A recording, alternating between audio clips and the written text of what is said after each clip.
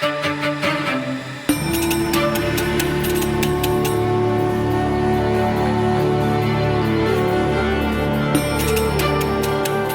everyone, welcome to Conspirituality. I'm Derek Barris. I'm Matthew Remski. I'm Julian Walker. You can stay up to date with us on all of our social media handles, which is Instagram, YouTube, Facebook. I have a TikTok that I'm throwing some stuff on. We'll see how that goes. Matthew just started a Parler account. You can find him there at True Patriot. Right.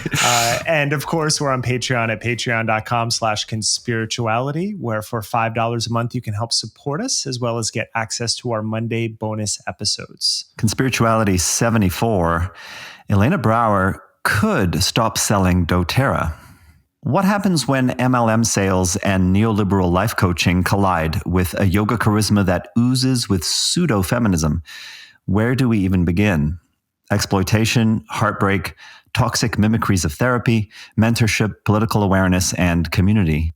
In this investigative report, Matthew digs into the background of a recent article posted to Medium called Open Letter to Elena Brower. He interviews the author, Tatum Fjerstad, who Brower mentored from 2014 to 2016, and Liz Fullen, who worked as Brower's unpaid yoga class assistant for approximately 3 years. He'll also play excerpts from a legally recorded Zoom call in which Brower gives non-consensual coaching to a stranger. Friend of the pod, Dr. Natalia Petrzela, joins the story to recount her personal brush with the Handel Coaching Method. Brower is a Handel expert coach and has merged the method with her yoga training to produce peak cognitive-dissonant messaging. You're fabulous, but you're fucked. You're already perfect, and you know what's right for you, but you have a lot of work to do, and I can show you how to do it. Other themes include performative therapy abuse, the perils of unlicensed therapy, and how the power pyramids that hide in plain sight may be more vulnerable than we know, especially when we begin to talk about them clearly.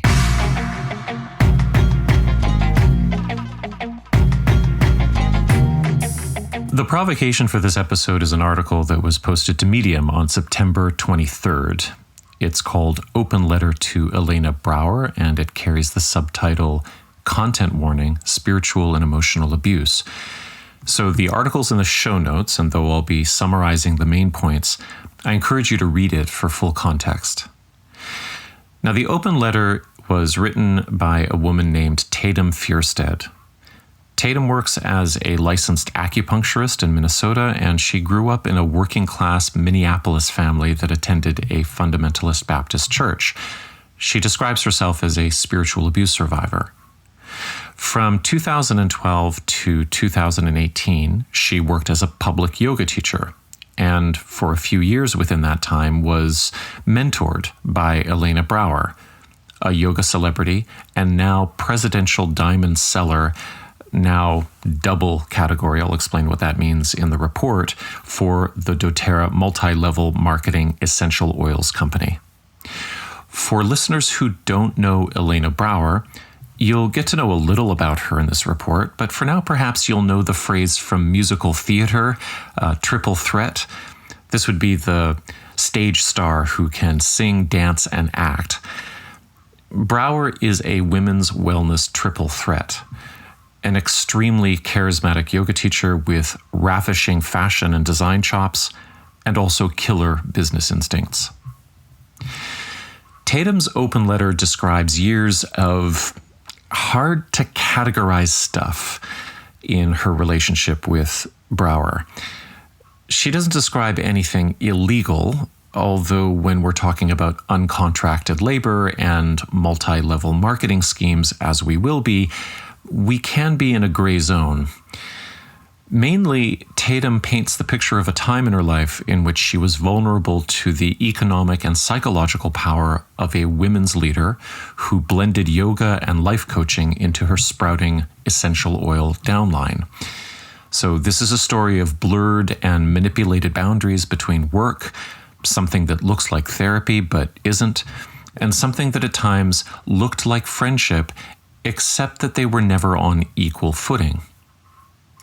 It's also a story of time and energy and creativity lost or siphoned away by a cruel gig work economy so that it can be hoarded by those at the top. Reading through it and then researching this episode made me think of all of the millennial women I have known who have gotten sidetracked by the facade of respectability in the yoga and wellness world, a facade that concealed a rat race of low-paid and high-performance work. Some of them spent years trying to build media brands and retail networks, often for other people, when they might have preferred to be in school or be working their way into a more stable profession.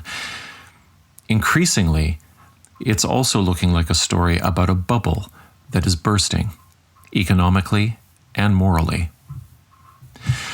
I've organized this report into 5 chapters with clips from 3 on-record interviews and data from several sources on background. I'll kick things off with a prologue in which I tell about my personal brush with what I'm going to call the Brower effect. I've never met Brower in person, but she did help to upend a part of my working life here in Toronto. So the first chapter is, "You used me as a prop." This is a line straight out of Tatum's essay. And in it, I'll look at Fjerstad's description of a moment in her relationship with Brower that encapsulates something that I'll call performative therapy abuse, something that has a long history in the yoga world. The second chapter is called The Oils Coach, and this is the story of how Brower braided life coaching as taught by an outfit called the Handel Group into her rise as a doTERRA overlord. The third chapter is called Zoom Call from Hell, and in this I analyze a legally recorded Zoom call in which Brower coaches someone but without consent. The fourth chapter is called Enthrallment is Not Money, and it tracks the ups and downs of Brower's interactions with Liz Fullen, who describes working as Brower's unpaid yoga assistant for years. Now, just a note here, a yoga assistant is not a personal assistant, but a kind of in-class facilitator for a top-tier yoga teacher, someone who offers postural help, adjustments, and sometimes acts as flight attendant, bringing students blankets and pillows.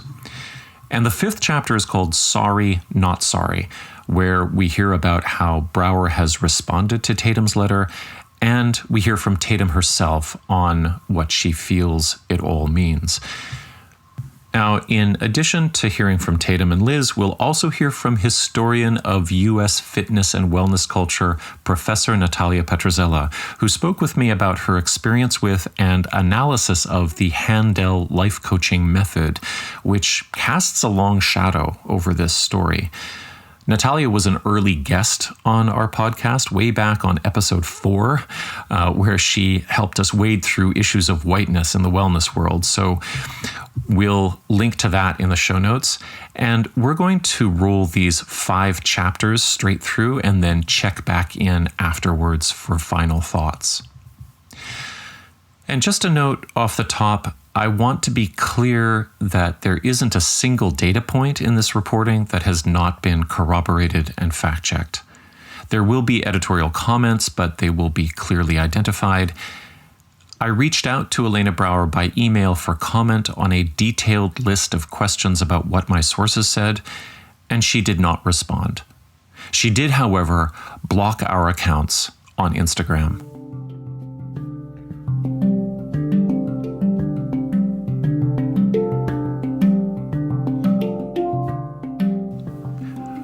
Prologue, The Brower Effect. From 2012 to 2017, I worked as a yoga teacher and trainer at a swanky downtown Toronto yoga studio. It was a posh neighborhood.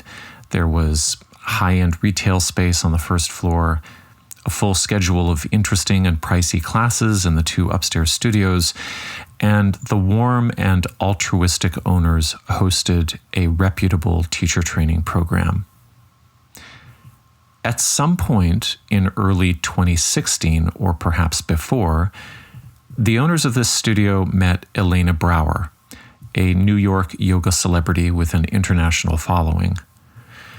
Brower had also been building a multi-level marketing fiefdom on the doTERRA essential oils platform since 2013.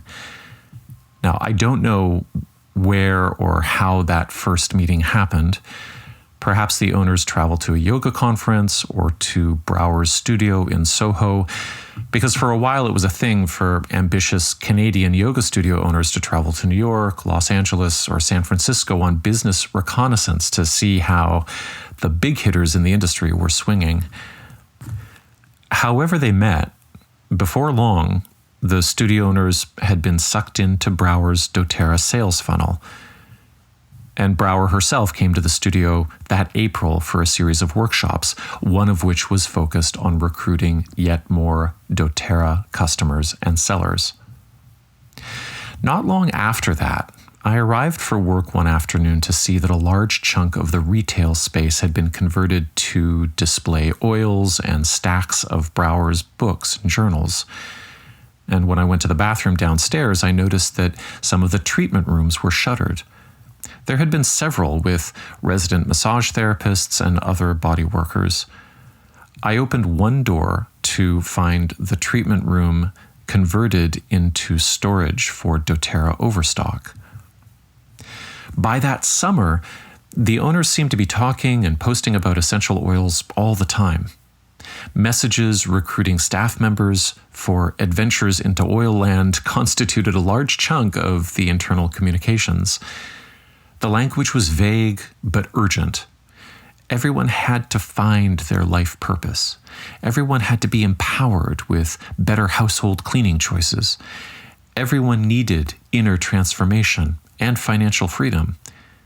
Many of the younger staffers were enlisted, and prospective students in training programs were invited to doTERRA soirees.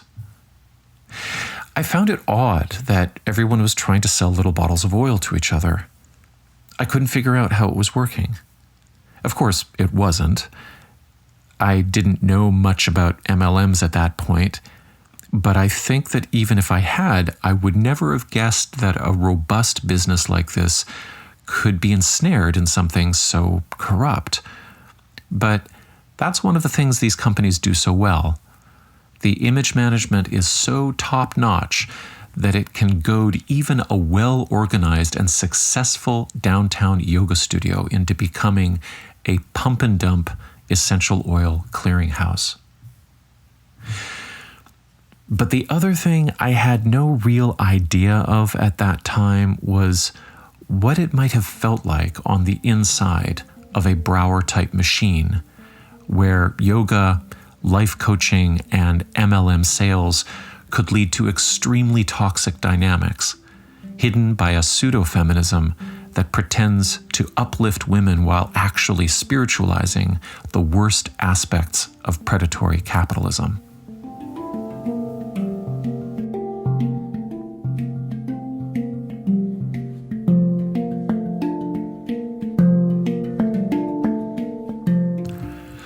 Chapter 1, you used me as a prop. One view on what the Brower effect felt like hit Medium on September 23rd, when Tatum Fjerstad posted an open letter to Elena Brower. The subtitle gives a content warning for spiritual and emotional abuse. There are a lot of passages that stand out in this piece, and here's a good one to start with. I interviewed Tatum for this episode, and we'll hear clips of that at the end, but I also asked her to read the following into her phone to kick us off. Do you remember when I had an anxiety attack during the Art of Attention teacher training in 2014? I was in the back of the room trying to calm myself down quietly, and you saw that my attention wasn't on you, so you yelled in a stern voice for me to come to the front of the room. I said, "No, I don't want to." And you said, "Come here right now." I don't know what I thought you would do if I didn't listen to you, but I sat next to you and you told me to turn my head to the left and breathe. I obeyed. You gently put your hand on my back, which is a confusing thing to do to someone after yelling at them when they are already very dysregulated. You continued to lecture as I sat there in front of 30 plus women and disassociated. No one spoke up for me. Everyone seemed to revel in awe at your perceived magic because they all thought you calmed me down, not knowing that I had just unhinged myself from reality in order to keep myself safe. You used me as a prop. You didn't ask me what I needed. You assumed to know, and you were wrong. But it didn't matter because you were perceived in a way you wanted to be, and that seems to be more important to you than the harm you caused. Okay, so backing up for a bit, the Art of Attention training was a 100-hour yoga training program that Brower ran only once in her Soho studio from 2013 to 2014. Now, Brower's studio was called Vira Yoga, and she opened it in 2002, and it remained open until the end of that same training in 2014. Art of Attention was the name of Brower's best-selling book at the time, and I'll describe that in Chapter 4 because the book was the first personal point of connection between Brower and Liz Fullen, who would eventually become Brower's uncontracted assistant. The book was essentially a print version of 5 online classes she recorded for the online platform called Yoga Glow, which helped propel her global visibility. Because this is also a story about very smart cross-platform branding. I'm starting with Tatum's description of that moment from 2014 because it really encapsulates the whole vibe of this story, which is about a lot more than Brower. Here's the workflow of that scene. A charismatic leader is commanding attention. They sense that someone is vulnerable. There is an opportunity to use that person as an example of the mystical power of their content. They perform their therapeutic magic on the vulnerable person while keeping the spotlight focused on themselves. There's a bullying quality to the quote-unquote therapy. They have no idea whether they have helped in the way it is claimed. They never check in or follow up. The performance of helping isn't about helping. It's about the charismatic's image management. And in this case, it plays out under the pseudo-feminist cover of Women Empowering Women. Now, just a brief digression here. Last week, I posted this workflow to our Instagram feed through a series of tweets. I didn't give any episode context. The comment section blew up with verification because it turns out that this performative therapy abuse, as I suspected, is pretty common in the self-help and wellness world. Commenters referenced Tony Robbins, EST, later the Landmark Forum, Byron Katie, Teal Swan, Scientology. You know, we just did a whole episode on John of God, who literally assaulted people publicly under the guise of spiritual healing. But commenters also mentioned some cultural forms I'm not familiar with, but make a lot of sense. Somebody was talking about fundamentalist Christian altar calls, where vulnerable people are hauled up to the altar to be healed. Or this one was interesting. People in pastoral care training, where this same kind of performative therapy abuse takes place. So what Tatum describes is a definite thing, and I hope that over time we all come to identify it more clearly. And wearing my cult research hat for a moment, I can also say that the basic confessional power structure in which the group member has their vulnerabilities highlighted is a classic power grab. You get the member to bare themselves publicly so that they rely on the leader's grace, but also on the group's pity in order to eke out some feeling of acceptance. And in the most extreme cases, the confessional posture becomes actual confessional material that the leader then uses against the member, as in Keith Raniere keeping and collecting collateral on his members. Okay, lawyers, I am not stating or implying in any way that Brower is a cult leader. Rather, as I often do on this podcast, I'm suggesting that cult research has broad applications. So, Performative therapy abuse is a thing. I'm most familiar with it in the yoga world, which is Brower's context. Choosing a vulnerable mark is totally standard. I've been in classes in the Baron Baptiste method where it's happened, where the teacher has stood over a vulnerable student who just wants to hide and shouts, "The only way out is through," meaning, suck it up, buttercup, or, you have to get through your difficulties and we're going to watch you do it. I've been personally made an example of in Iyengar classes, with everyone gathering around to watch me overcome some defect in my posture under the guidance of the teacher. And that's in Brower's yoga zone, but it's also in her quote-unquote lineage. Because if we back up 2 generations of celebrity yoga teachers in her upline, we'll see that this scene is a kind of psychosocial set piece that just repeats over and over again. And the history behind it is that Brower would not have been a prominent yoga teacher if it hadn't been for her central role in a yoga school called Anusara, run by a guy named John Friend. And John Friend, for his part, would not have been anyone as a yoga teacher if he hadn't studied with, but also claimed authority from BKS Iyengar, who was one of the patriarch evangelists of the modern postural yoga movement. Now, I've done a lot of coverage on Iyengar previously on this podcast.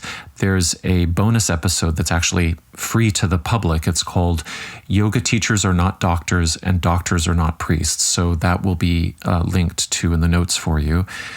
But the short story is that Mr. Iyengar was an outrageously charismatic figure with 0 formal education who invented an entire approach to physical culture based upon postural correction, often meted out through physical assaults disguised as quote-unquote adjustments that he, and more importantly his students, associated with physical and even spiritual healing. Now, to give you a sense of not only how this performative therapy abuse works, but how normalized it is in the yoga world, I've got a clip here from Iyengar's prodigal son / protege, Manuso Manos. He's describing the first time he watched Iyengar teach in Berkeley, California in the early 1970s. This clip comes from 2016, which is about 2 years after Iyengar died at the age of 96. And the event is a memorial / retrospective. Content warning: physical assault described as healing. I was unable to get into his workshop when he was teaching here in Berkeley. Oh my God. And they gave me an observer spot so I could see, which in some ways I felt I was cheated because I couldn't get in. Other ways, I had a bird's eye view that almost no one else got. So I could sit behind him on the stage and look out at what he was looking at. First pose, Tadasana, people standing there. Second pose, Uddhita Trikonasana, jump your feet apart. There's a woman almost dead center, maybe 10 feet in front of him. She got one arm down and one arm up, just like this. He said, "I told you all, bring your arms out to the side." She says, frozen shoulder. He comes down off the stage, goes down, grabs her, holds one hand on her shoulder, grabs her hand, goes like this. You hear this blood-curdling scream. Her knees start to go out. He grabs her by her ribs, puts her up like this. He says, "Now, keep your arm there." Every pose, he comes down off the stage and adjusts this woman. Every time, it's a little bit less of a scream. By the end of the class, she's got her arms straight up in the air like this. I watched him cure a frozen shoulder that had been there for more than 2 years in a few hours. And the way that it wasn't charisma, because that's the easy word that we spit at each other. But his command of the subject, his belief in the subject, his ability to inspire others into this was breathtaking and beyond belief. The first thing we should note about Manuso Manos, this guy telling this shaggy dog miracle story, is that he's a serial sex abuser. His own professional guild has tossed him out after an independent investigation found that he sexually abused students for years. He's never been charged, but this was known about since the early 1990s. Now, is this relevant? What does Manos's personal behavior have to do with this story? A lot, actually, because even if you were partial to believing what a sex abuser had to say about his hero, it might give you pause when you find out that Manos owed his entire career to Iyengar, and not just because he was a zealous student who imitated his master's dominance, but because Iyengar forgave him for committing sexual abuse back in the 1990s and gave him his job and status back when he had been turfed out of the San Francisco Iyengar Center. So in life, but also in death, Manos absolutely needs Iyengar to be the genius who validated him, because it was only Iyengar who stood between him and utter disgrace.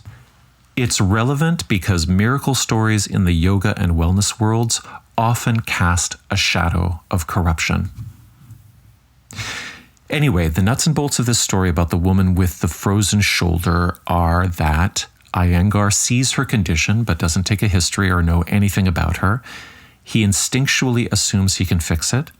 He forcibly cranks her injured joint loose as she screams. He does it over and over again, and no one stops him or questions him. And Manos claims that her ability to raise her arms by the end of the grueling class is a cure, but he doesn't describe following up with her to see, for instance, whether her shoulder remained mobile later. The miracle is just taken as given by the audience. And in the retelling of the story on a stage in San Francisco, people titter with excitement. And I believe this is because they know they're hearing about something transgressive or even abusive, but it's being framed for them as liberating and healing. The laughter relieves the cognitive dissonance. Finally, the success of an incident like this depends upon the subject never speaking up, plus the group creating an airtight rationalization for why the abuse is okay. All right, moving on to the next generation. John Friend, a Texas-based financial analyst who studied with Iyengar in the early 1990s. Friend is an enormous topic, and a lot of ink has been spilled on him, and so you'll have links. What I'll stick to for now is relaying what I gathered from the anecdotes of friends and colleagues who studied with Friend and tried to climb his corporate yoga ladder. John Friend was famous for teaching hundreds of people at a time. Sometimes as many as 600 people would gather at events that lasted for days. Now, Iyengar himself was the original master of this kind of convention hall-sized class, but Friend took it more in a raw direction into what we might call arena yoga. He created a party atmosphere, he used a lot of spiritually aspirational language, and he was endlessly encouraging, or at least seemed to be. And I say seemed to be because as I heard the stories, there was always an element of coercion involved that echoed the way in which Iyengar manipulated vulnerable people, but also predicted the way that Brower used Tatum, quote, as a prop, unquote, as she wrote.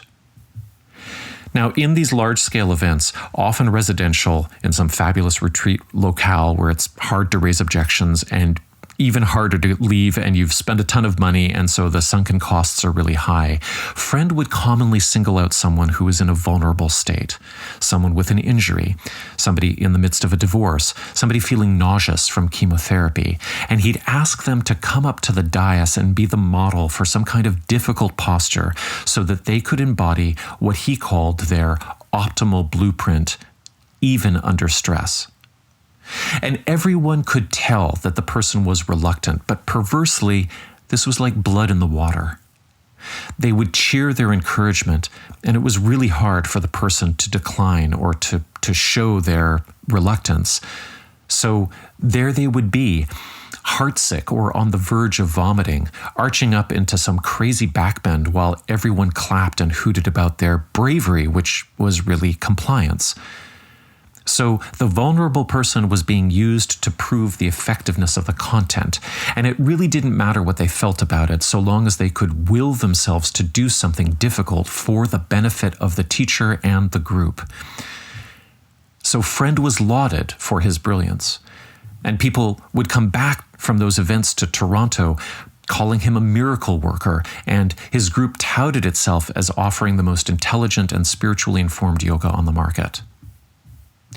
Now, performative therapy abuse is complicated because sometimes the subject will later go on to say that the confrontation did good things for them.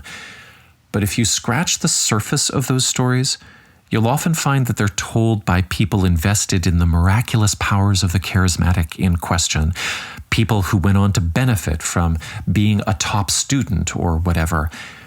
In fact, in that same public event with Manuso Manos that I just played the clip from, another senior Iyengar teacher, Patricia Walden, who is like globally adored within the yoga world, gives her own tribute to the old man, describing how Iyengar used to kick her in the spine while she was in headstand for God knows what reason. And she glows as she describes this as a sublime learning experience. Point being, Brower is not the innovator of performative therapy abuse, which manages to both stigmatize and co-opt vulnerability at the same time. But in Brower's take, we see a more formal, organized, and corporatized direction as it mixes with something a little bit more bourgeois. Because the program that Tatum Fjerstad is describing wasn't just a yoga training. This was also a proving ground for something fairly new that Brower was involved in: life coaching. And that coaching, via an organization called the Handel Group, in some ways laundered these old showman bully techniques and gave them a, quote, female lifestyle empowerment brand, unquote, pastel-ishness. I'm borrowing a phrase now from the brilliant feminist critic Kelly Deals. That laundering served an important function as Brower differentiated herself from John Friend's Anusara. Now, why did she distance herself? Because in 2012, Friend torched his company by acting like a parasitic slumlord. He started claiming IP rights over whatever his top students produced and were trying to monetize, while putting himself at the center of a pot-soaked sex coven. He was never accused of assault or anything illegal, but his feel-good, rather-than-thou brand would never recover. He has tried to make a few comebacks, just the other day as an anti-vax advocate on Facebook, so go figure.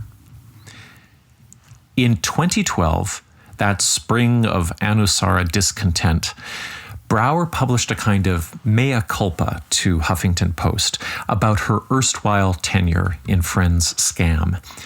It's a meandering article that says a lot of things. She knew what Friend was up to, but she was all for forgiveness now. The yoga he taught was awesome, but she was going to cut out on her own. All around, I think it was a solid rebranding effort, cloaked in the language of new adventures and self-empowerment. By the year after that, with the Anusara training pyramid collapsed, Brower launched her own 100 hours of training, and predictably, it was as ambitious as Friend's. The $3,300 US price was roughly the same price as other 200-hour programs, so programs that were twice as long. And according to the welcome letter Brower sent out in July of 2013, the curriculum featured fabulous guest teachers and rich promises. Quote, "Together we'll study language, listening, philosophy, structure, anatomy for structural integrity, adjustments, kundalini yoga, hatha yoga, vinyasa yoga, yin yoga, pranayama, and the chakra system, the heart of our practices. We'll learn subtle body awarenesses and self-healing bioenergetics. We'll examine our own possibilities via core Handel Method coaching concepts. Put a pin in that. And we'll explore restoratives. Using day-to-day mind-sight practices, we will simplify our emotional experience, and together we'll refine our teaching voices and practice regular meditation. We'll spend time learning and teaching. We'll be making 2 ongoing art projects, and we'll take away an abundance of inspiration with which to work for years to come. So, Tatum Fjerstad and Liz Fullen have another view of that abundance of inspiration.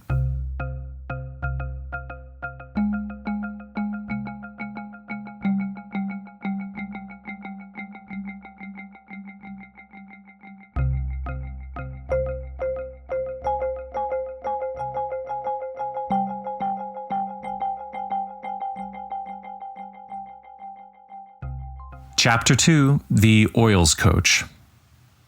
What Brower did not include in the program copy was that the art of attention training would also be soaking in essential oils. According to LinkedIn, Brower started from ground zero in the doTERRA MLM in May of 2013, which is just 2 months before sending out her welcome to the training email. Tatum and other sources recall that Brower encouraged program participants to get into the doTERRA swing, and this makes a lot of sense because Brower was ideally positioned to join the vanishingly small percentage of MLM salespeople who don't actually lose money. She already had a substantial yoga student network to whom the wellness pitch of essential oil usage would be right on brand. And I remember that around the same time, yoga teachers, always younger women, started offering yoga with oils classes or yoga and aromatherapy in which they'd be diffusing and offering oily temple massages to people in corpse pose. So this was a rising wave, and Brower was just there to surf it. And she was so good at doTERRA sales that she went from ground zero to double presidential diamond level. Okay, so this is a little complicated. Presidential diamond is likely over 1 million in gross sales, but the double part indicates that the company has allowed her to start a second account and downline. And she's accomplished this in only 5 years or so. So this is really fast, but how fast is it?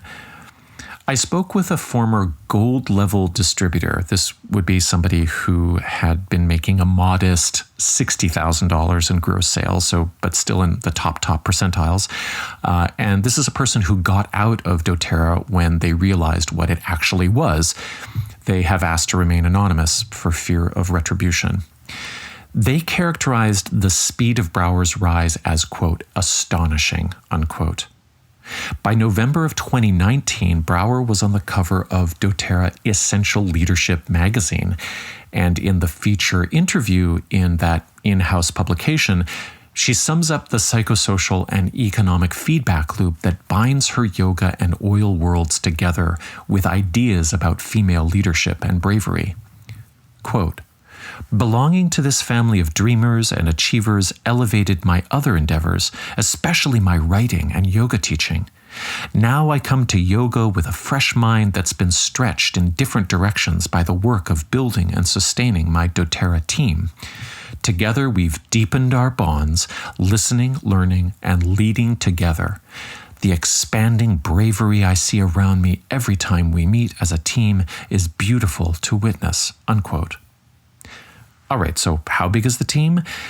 It's impossible to say without seeing the internals, but my former doTERRA insider source says that in order to achieve double diamond, a seller needs a bare minimum of 81 people acting as salespeople on their team. And each of those people will have dozens of customers in their own downline.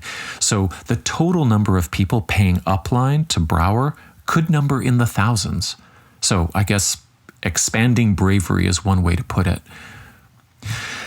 My source also wanted to offer a caution for this part of my reporting, and I'm going to share it here before the details get dirtier. because it sums up so much of the great existing feminist coverage on MLMs already, including from my favorite podcast ever, The Dream, reported by Jane Marie. Anyway, here is what the source wrote by direct message. I think most of the criticism of MLMs doesn't accurately characterize the experience of being involved in one. MLM criticism generally seems to over-caricature the women who sign up for them, and it also under-acknowledges the positive things that women find there in the early stages and ranks, the feeling of community, the shared purpose, the generosity from fellow members. The very real economic and emotional exploitation is very difficult to perceive at first because it's effectively cloaked by so much positivity. The in-group enthusiasm is, as you and I know, based on a delusion, but the quality of that enthusiasm in the average individual is very genuine. If criticism of MLMs doesn't acknowledge this, it will be dismissed by the people it's intended to help. So thank you very much, anonymous insider source. Okay, so Brower has the oils going on, but what about this Handel method that she mentioned in the advertising copy that she's starting to incorporate into her yoga teaching?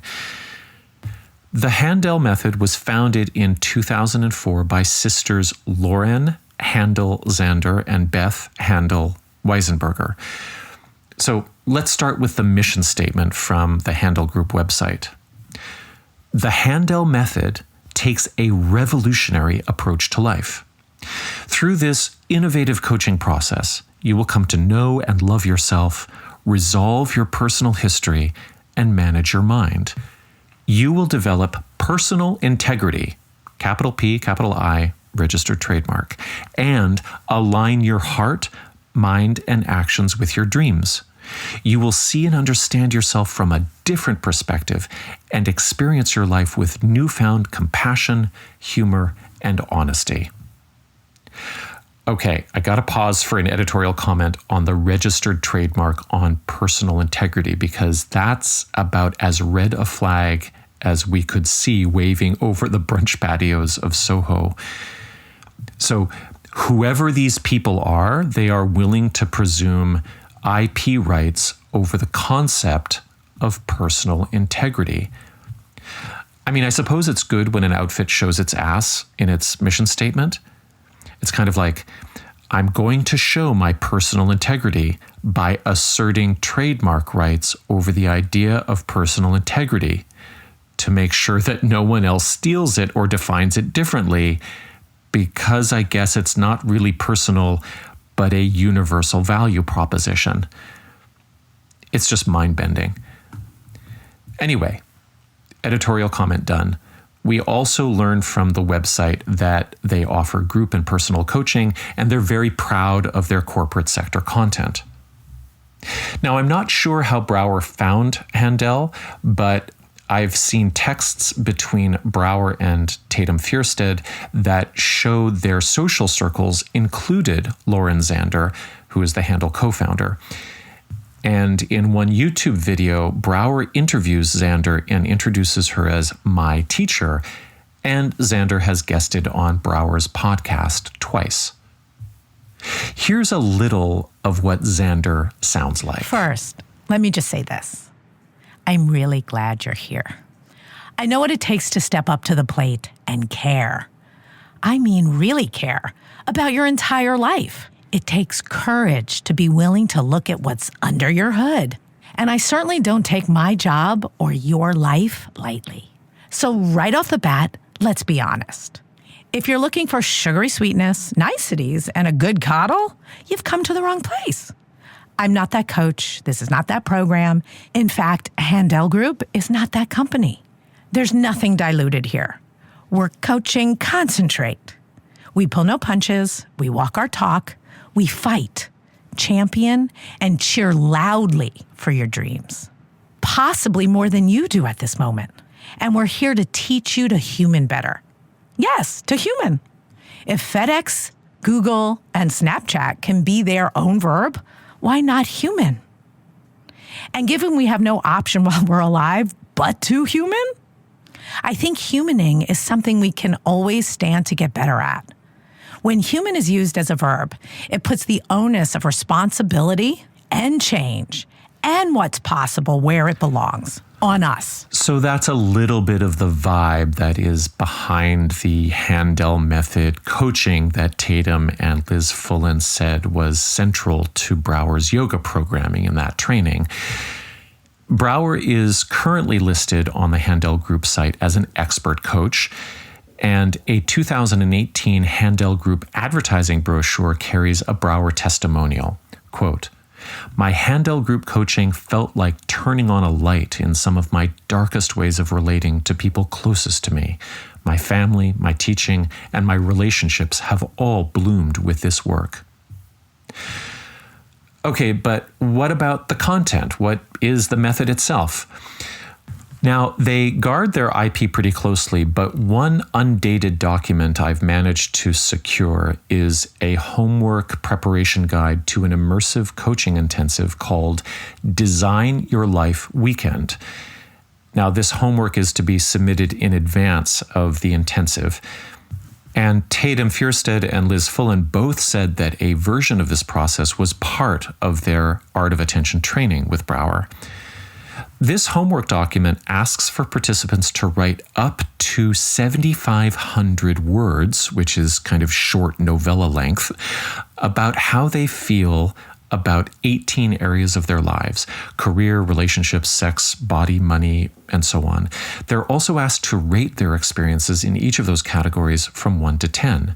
And a key homework prompt is, if the area is not at a 9 or 10, what are the reasons or explanations? Why are you stuck at the current number? What are your negative beliefs? So this is the standard neoliberal idea that the only thing that's standing in the way of your fabulousness is your bad self-perception and your mediocre choices. Is your marriage dying? Is there a lot of family stress? Root out your negative beliefs. Are you systematically oppressed because of race or gender? Design your life better. Friend of the pod, Natalia Petrzela, was not impressed with the Handel Group coaching events she went to. The basic idea was that you have 18 areas of life, and they were these very finite areas like money, body, things you might imagine. And you can be at a 0 to a 10 or maybe a 1 to a 10 of like self-satisfaction in each of these. And that if you really care about living an extraordinary life, you will take an unsparing look at yourself in the mirror in all of these 18 areas, and you will like work your way up to 10 is thought to be unsustainable, but to like an 8 or a 9 in all these areas. So Natalia crossed paths with Handel Group because she was training to be an instructor in an aerobic cardio fitness program, and she really loved it. And this group was working with Handel coaches. Natalia was skeptical, but she agreed to go to the group coaching event because she, as I said, really loved the fitness program. But the events did not go well. My experience of the coaching was that, like, one, it was just so simplistic. 2, it was very bullying. So they had all these words that they would use. Like I would say, I actually, it's just an example. Like, I actually feel sort of okay with like the love part of my life, something like that. I don't even know if that conversation happened. And they'd be like, oh, you're just chicken to face what's really going on. Like you were always a chicken, you were a liar, you were a baby. Like they had it was almost like they were like selling the fact that they weren't going to wrap up their estimation of you in this like gauzy, feel good, like sugar coated language. And if you were really ready to quote unquote do the work, you too would realize you were truly a chicken and a thief and a liar and all that.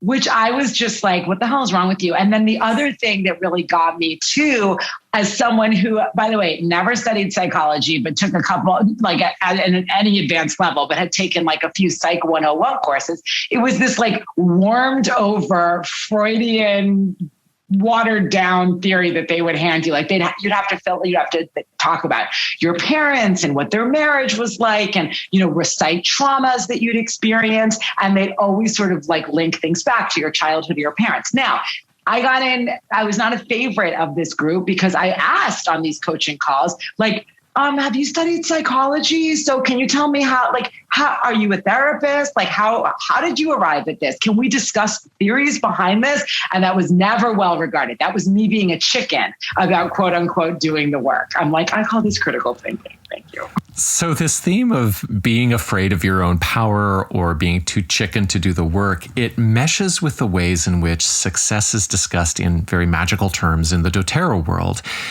In that Essential Leadership magazine interview, Brower says, quote, "To reach this rank," remember, presidential diamond double thingy with likely 1 million gross per year, mostly passive income, "I had to redesign my schedule to reflect new priorities. This happened slowly because I resisted the concept of my own success. We're afraid to succeed because we would have to sustain it. We're afraid to be great because others around us might feel diminished. I have to keep learning and releasing such misunderstandings. Once I shifted my mindset to overcome my own impending advancement, the team began shifting too." All in all, Natalia went to several Handel events and wrote detailed critiques of the techniques and lack of presenter credentials as email feedback.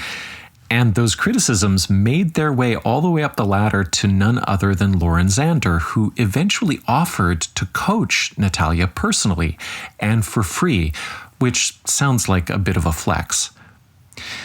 Natalia agreed to a few sessions out of interest, but it fizzled. She just didn't need Handel coaching. They just always struck me as arrogant, as having no, credibility for the work that they were doing, as grossly, just crass salespeople who were constantly pitching themselves.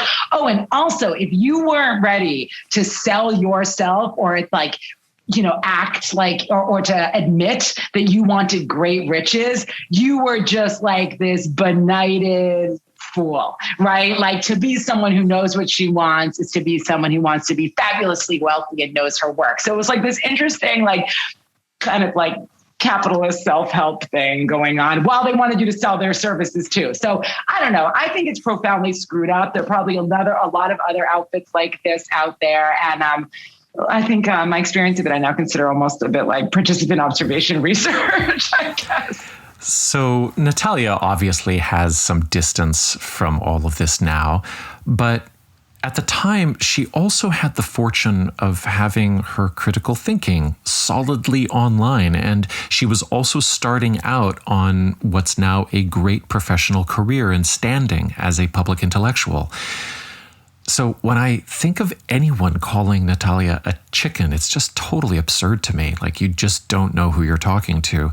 And as she said, she was able to make an articulate nuisance of herself on the coaching calls. But the younger and more impressionable gig working participants in Brower's yoga training weren't on as firm a footing. They hadn't been told that Handel Method would be such a central part of the curriculum, with coaching type content featured on every full day. Liz Fullen, the woman who worked as Brower's uncontracted yoga assistant for about 3 years, described her confusion with the Handel material this way. I think it's just kind of strange to ask somebody to just write down all what they think is wrong in their lives as a starting point for upliftment. And so and I was young. I was in a time where I was still trying to figure out who I was as an adult and as this my own being. And I really wasn't in a frame of mind to figure out in those 18 areas what I needed and where I was on a scale of 1 to 10. I was just okay, if I can wake up every morning and get through the day without having a panic, back then, if I could get through the day without having a panic attack or shutting down, that was a 10 out of 10 day for me. And then all of a sudden it was let's scrutinize every little piece of your life. Liz grew up in a Philadelphia middle-class family. She started studying yoga in 2006 and teaching in 2012. Brower's training presented her with her first experience of Handel coaching. It took away any gratitude or appreciation that I would have had for the present moment, because it just had you always grasping for something else. And that's not who I am at my core. Like I found a way to actually be happy with what I have when I have it and where I am when I'm there. But Handel is always like, once you get there, you're going to be fine. Pay for this training. And then once you step over here, once you step over this stone, and once you get there, and once you get there, and it's just this loop, this never ending loop. I realized that I was never actually going to manifest what I wanted through that system. Elena was good at highlighting, this is what's wrong, and this is how you're going to fix it. Great authority. But I didn't really need that at that time. That was it. It was like, put on paper everything that's wrong with your life and then just get told what to do. And most times it was like, stop smoking pot and eating gluten. And you're like, yeah, but I don't think that's going to fix my familial trauma. And it's like, no, just don't eat pizza anymore. There's a real potential for cognitive dissonance in what we're hearing about this integration of life coaching with yoga.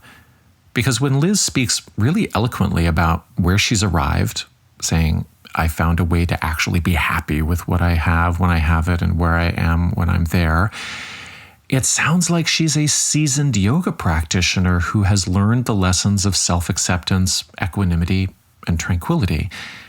And this is just not coherent with what she describes as the never-ending aspirational seeking of life coaching. And I think this contradiction sums up so much of the worst parts of black and white commodified wellness messaging. That you're fabulous, but you're also fucked. That you're okay, but you're not, because if you were really okay, there wouldn't be anything for me to sell you. You're already perfect, and you know what's right for you, but you still have a lot of work to do, and I can show you how to do it. It's a whole bunch of running to stand still.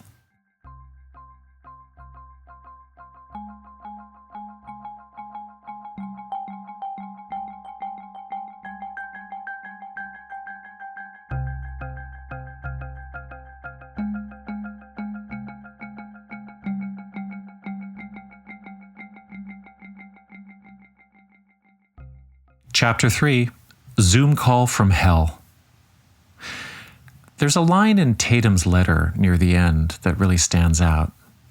She writes, "You did your dirtiest work over the phone or in person, where no one could trace it."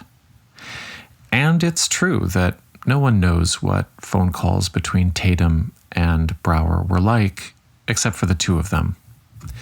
But as fortune would have it, there is an audio recording of a Zoom call between Elena Brower and someone she is coaching, but without consent, which I'll explain in a moment. I have permission from that person to report on it and share clips of Brower's voice. The person wishes to remain anonymous. The recording was made legally from a single-party consent territory. The context is a business meeting. Brower is the Handel coach of the business owners. The owners have asked Brower to intervene in a labor dispute between them and the person who recorded the call. I'll call them the employee. They've already set up a time for the meeting, but the employee is informed the day before by email that Brower will be on the call. The employee has never met Brower. It's clear from the opening of the call that Brower will be running the meeting as a coaching session directed at the employee. And she begins by following a script that seems designed to mediate the labor dispute. Now, the dispute involves the employee's stress around work absences due to an illness in their family. So, the call begins with Brower directing a series of stilted confessions of feelings. One boss goes first, and then the employee. But then there's a strange pivot. At the half-hour mark, Brower says, "You and I are very much in the same club. I'm happy to take this a little farther with you and give you another half hour of free time. I think that you are a lot like me in a lot of ways, and I think that I can help you in a very short period of time with just a few things. You have kids? There are kids, yes. And then Brower asks, bizarrely, if the employee has a, quote, mean temper, unquote, with those kids. And it seems she's trying to make some point about how the employee is behaving under stress in their job. Now, this whole kids thing just comes out of nowhere, and it doesn't sound like a good faith question because Brower doesn't actually ask anything about the kids. It's more like she's using the fact that they both have kids to create an identification bond between her and the employee. And as they discuss, they agree that yes, they can both have a temper when it comes to parenting, but Brower suggests that she has overcome it. And this gives her leave to launch into a rapid-fire sermon about what the employee must now do. Now, I'm editing out the employee's voice and a few identifiers for privacy. Again, remember, Brower has never met this employee. This is happening over Zoom. Here's Brower. I am going to walk you through this whole thing. I expected not to like you at all. But I'm going to tell you that you're me.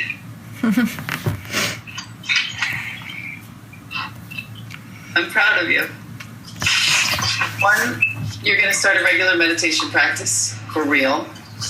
No fucking around. Okay, I just have to, sound of screeching brakes here, stop for a moment. I have to take an editorial detour because you are me.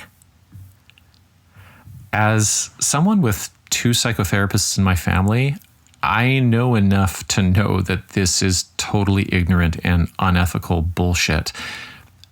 You are me is the absolute last thing that anyone in any helping profession, not to mention something that can look like therapy, should say to anyone. Total transference and countertransference mess. No, influencer, that person is not you. You don't know anything about them. And if you're hoping to create a bond with them by using this language of communion, this is highly unethical because you are 2 separate people with unique histories and needs, and most importantly, unequal power in this situation where this is an employee with their job on the line. You know, when I heard this, I wondered where it came from. It sounded familiar to me, this you are me bullshit. I'm sure it shows up in all sorts of pseudotherapies, but where I'm familiar with it is from the insane book that directed the second cult that I was in. The book is called A Course in Miracles, and I've written just tons on this fuckshit book, and I'll link to all of that for you. Now, I don't know whether Brower was actively reading that book or just under the influence of the big Course in Miracles promoter, Gabby Bernstein, whose huge digital spiritual junkie program Brower is an affiliate for. But A Course in Miracles as a networking tool is built on the principle of people teaching each other, but in this really narcissistic way. People teaching other people as a means of achieving understanding for themselves. Now, to give a taste of how this is all reasoned out, I'm going to go right to the source here and read the opening of the section called A Manual for Teachers. This is in A Course in Miracles. It says, quote, "The role of teaching and learning is actually reversed in the thinking of the world. The reversal is characteristic. It seems as if the teacher and the learner are separated, the teacher giving something to the learner rather than to himself. Further, the act of teaching is regarded as a special activity in which one engages only a relatively small proportion of one's time. The Course, on the other hand, emphasizes that to teach is to learn, so that teacher and learner are the same. It also emphasizes that teaching is a constant process. It goes on every moment of the day and continues into sleeping thoughts as well. To teach is to demonstrate. there are only two thought systems, and you demonstrate that you believe one or the other is true all the time. From your demonstration, others learn, and so do you. The question is not whether you will teach, for in that there is no choice.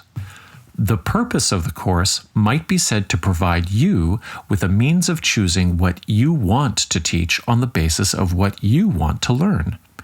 You cannot give to someone else, but only to yourself, and this you learn through teaching. Teaching is but a call to witnesses to attest to what you believe.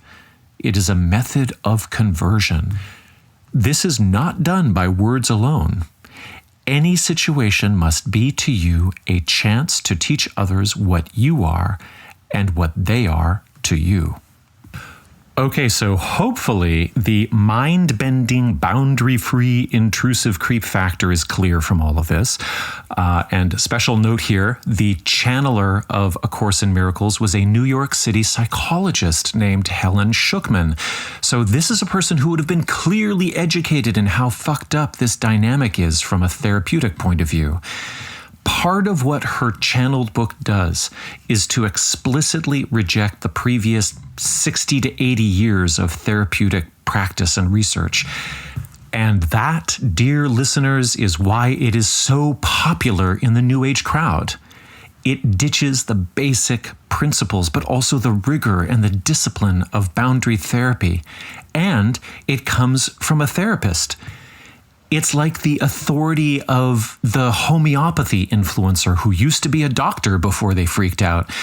And then with this whole idea of teaching other people as a form of therapy, it gives license for any egomaniac to insinuate themselves into the lives of others under the guise of spiritual advancement.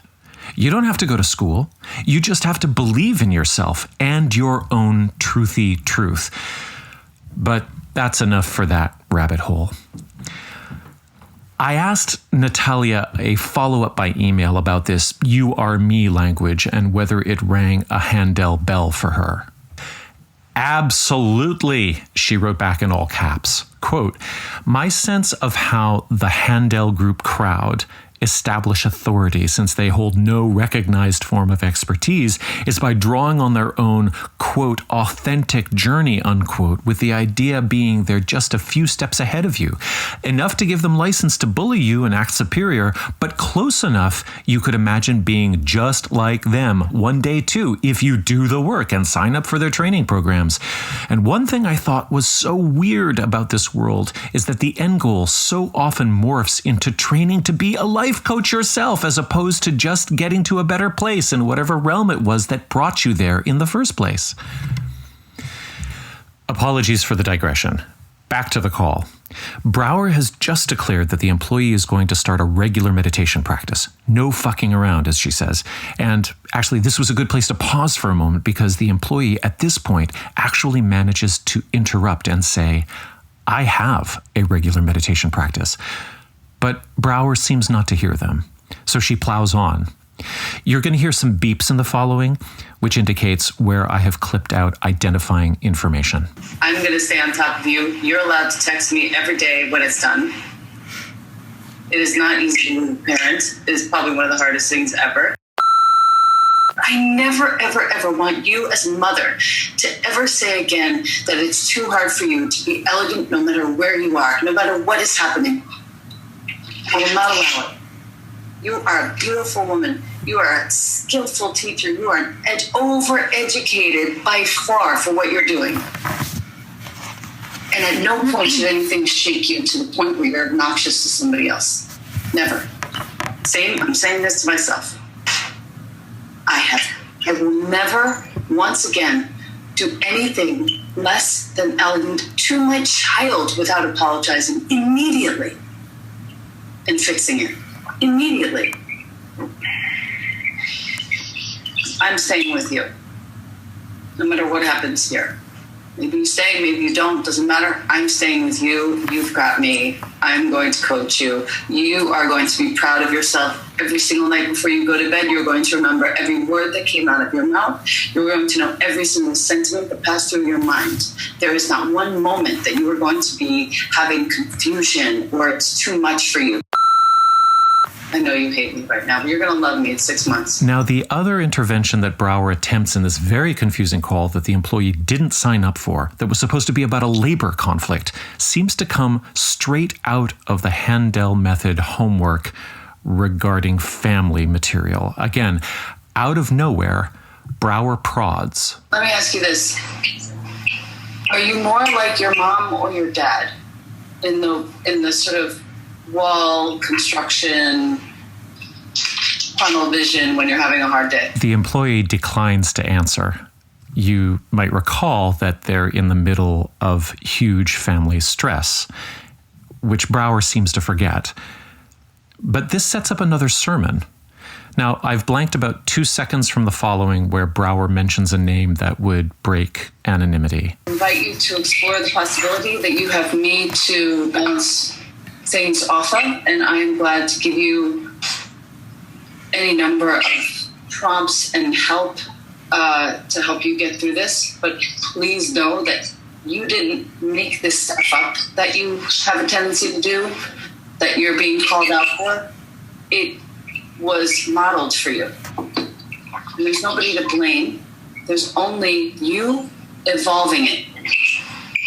You healing all the generations that have come before you, you healing your children going forward into the future, that none of them should ever have a temper, that none of them should ever act in a way that would be this strong, like none of them should ever act that way. And I am inviting you to the possibility that you have me to hold your hand for free, and I am expensive to get you out of this when you're ready. You don't have to be ready today. Do you feel like you've been heard here? Wow, what a question.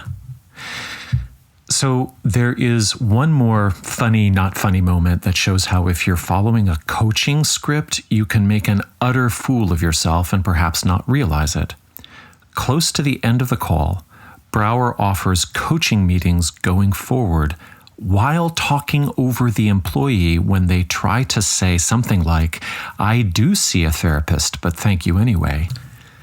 Now, I can't say whether this exchange is representative of Handel Method coaching or whether Brower has gone rogue here, but what I take away from this harrowing call is that it is possible through whatever Brower has made of her coaching education to use the pretense of mediating a business meeting to offer life coaching, which seems like really sneaky marketing given the offer of further sessions, instantly presume an unearned intimacy, ask intrusive and provocative questions about the primary relationships of a person one has never met, and make predictions in a first meeting about how successful the 6-month program will be. Lastly, for this chapter, I want to recall Brower's statement on the call that I'm going to stay on top of you, and you're allowed to text me every day when it's done. She's referring to the regular daily meditation practice that the employee must start, which the employee already does, but that got ignored. Part of the overbearing assumption here is that the employee will become a coaching client. But let's just zero in on the fact that Brower is inviting a stranger to text her every day. Now, above, I've referred to reviewing texts between Brower and Tatum Fjerstad. The PDF of that full history, which dates from January of 2014, which was during the training, and tapers off in the summer of 2016, is 113 pages long. It's hundreds of exchanges over a wide range of topics. It's immersive. And on one hand, Brower seems endlessly available to Tatum. And on the other, the power differential is clear. Brower is quick to preach, scold, and even give health advice when Tatum has a fever, dissuading her from taking ibuprofen and recommending, of course, essential oils. But perhaps the most significant portion of the history shows Brower instructing Tatum on how to run the social media content for Brower's various projects, mainly Vira Yoga. None of this was contracted work. Related to the "you are me" feeling I've discussed, at certain points in the text history, it does seem like they are chatting away as friends and equals. There are greetings, emojis, terms of endearment, praise going back and forth.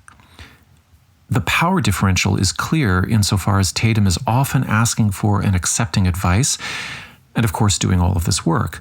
But the curdled aspect of the "you are me" thing leaks through. The sheer bulk of the text history shows one person needing guidance and support, and another accepting this dependency and perhaps feeling like a friend.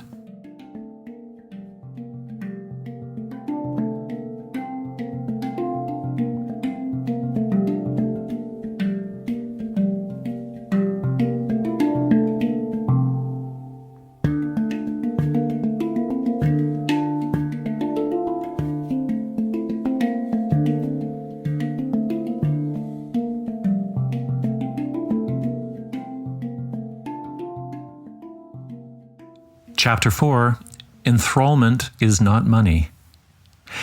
Liz Fullen started practicing with Brower in 2010. Not in person, but virtually. Brower has been a featured teacher on the Yoga Glow platform for more than a decade. And back then, Liz said that her online experience allowed her to, quote, have all these ideas about her before even meeting her, unquote.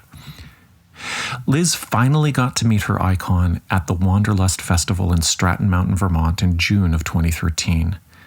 She went to the event with her copy of Art of Attention in her bag, and she lined up after class to have it signed by Brower. And Brower saw that Liz's copy was one of the special hand-numbered lot at the beginning of the print run. When she opened the book, she was so taken aback. She couldn't believe, she said, I even forget what the numbers were now, but whatever number it was like something very special to her. And she couldn't believe I was in front of her and all of this stuff that was making me feel very seen. And then I had said, I wanted to sign up for your teacher training, but I found out about it too late. And she said, just come. You need to be there. This meeting is just too serendipitous. You must come. So I was over the moon. Elena Brower wanted me in her teacher training. It's worth saying something about Brower's book here, The Art of Attention. As I mentioned, it was published in 2012, because in it, I think that we see that triple threat in full swing.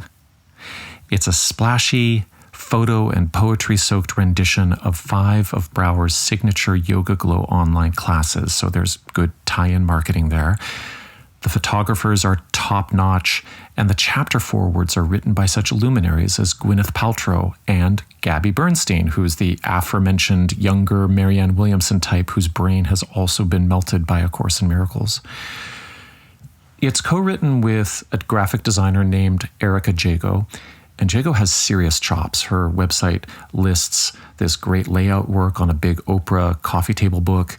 She's also a yoga teacher, although I'm sad to say it's in the morally and intellectually bankrupt Kundalini brand. Brower is also from the design world. According to her LinkedIn profile, she graduated Cornell in 1992 with a Bachelor's of Science in Textiles and Apparel and worked as a designer for several years after. And this shows through every meticulously beautiful piece of content she puts out. Now, she's not alone in this yoga design A-list pantheon. The late Katie Griggs, the now deceased cult leader at Rama Institute, was also a fashion mogul.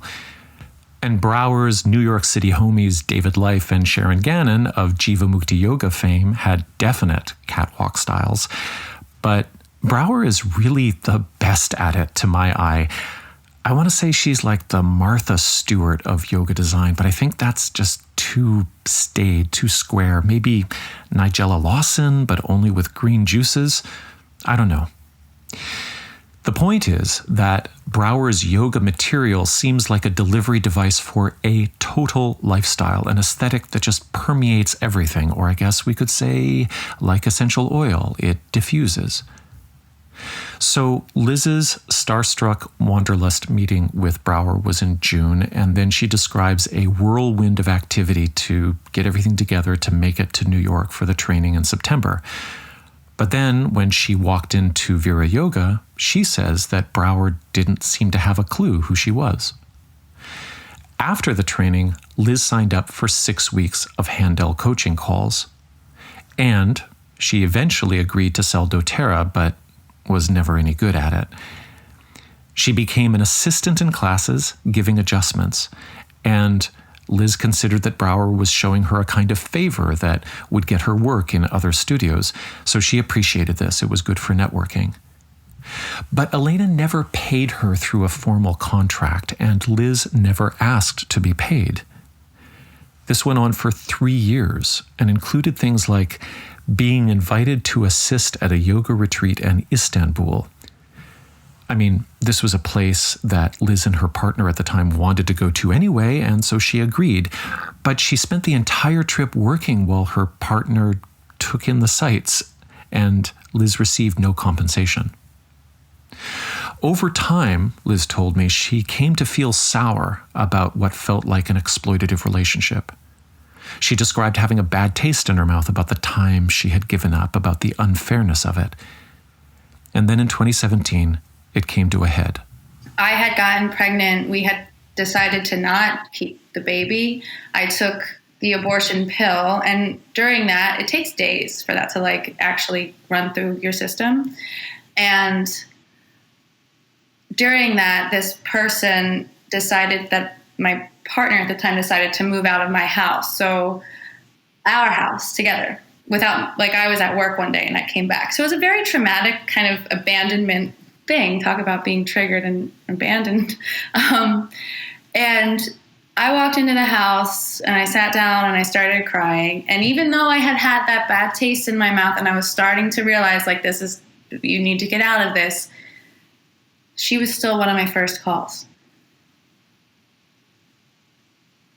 She was still the person I looked to tell me what to do. I didn't have anybody else to tell me what to do at that moment. And in that moment, I needed somebody to tell me what to do because I felt like I was dying. I felt like everything was crumbling around me, that I was absolutely nothing, that I was never bouncing back from this. In that moment in my mind, I was done. Liz Fullen was just done for. And so I called Elena. At first, it was all this stuff about, oh, well, he's not your king. Don't worry about it. He's not your king. She talked a lot about finding your king. He's not your king. Your king will come. This is just a lesson.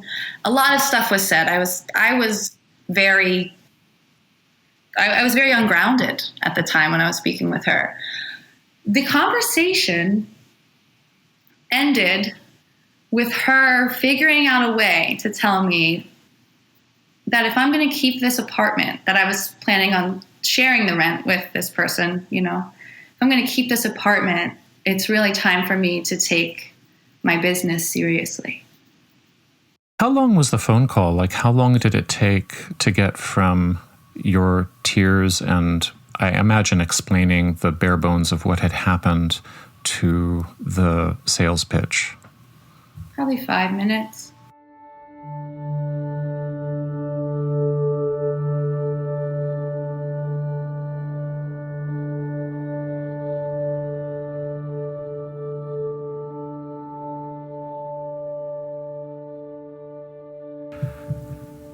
Chapter 5, Sorry, Not Sorry.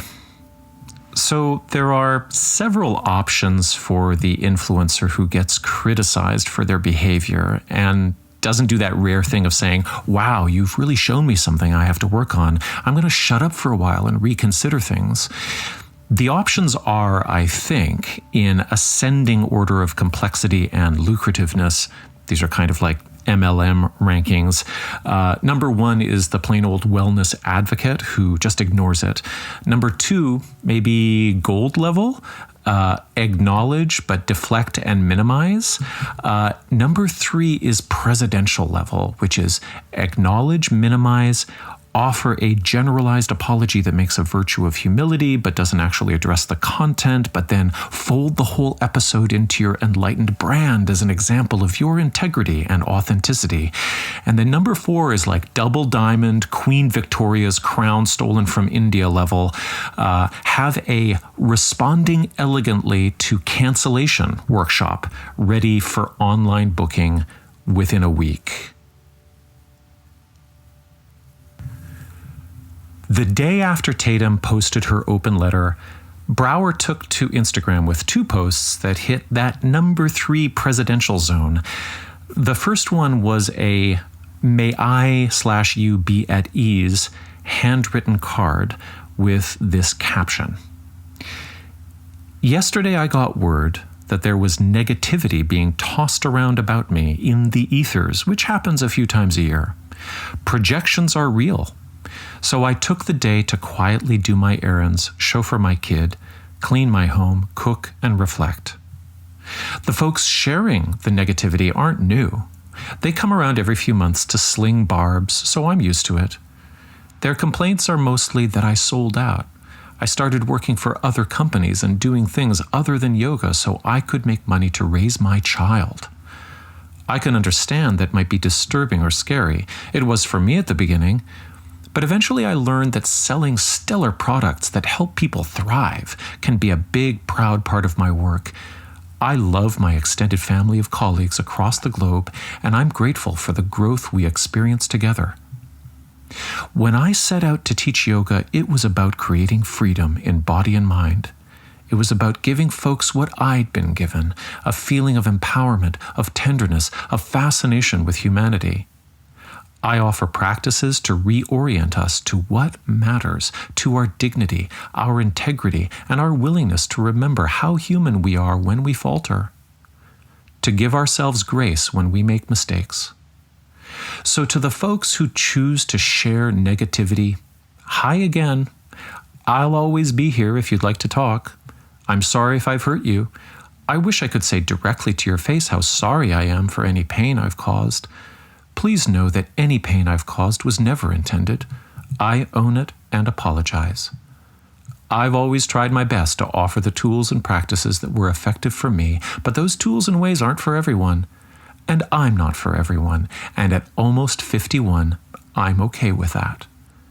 And to the folks who choose to add to the banter with more negativity, may you be happy. May you be well. May you be safe. May you live with ease. Now, Brower says the focus of the generalized negativity she gets is related to her MLM sales. She writes, their complaints are mostly that I sold out. I started working for other companies and doing things other than yoga so I could make money to raise my child. Well, firstly, that's not what Tatum's letter is about at all. But even if it was, this is probably Brower's weakest possible defense because it sounds like it's written directly by the doTERRA PR department. Of all of the behaviors reported here, the one that is most objectively questionable is being boss lady at the top of an MLM downline. Because the research and numbers don't lie. MLMs are predatory scams, and anyone who says otherwise is probably highly motivated. So in response to Tatum's letter, which basically says, you emotionally and financially exploited a younger woman for the benefit of your brand, Brower hauls out a defense of predatory capitalism. Later that same day, Brower posts an IG Live that is just over 30 minutes long, and there's 2 parts to it, and it's really interesting.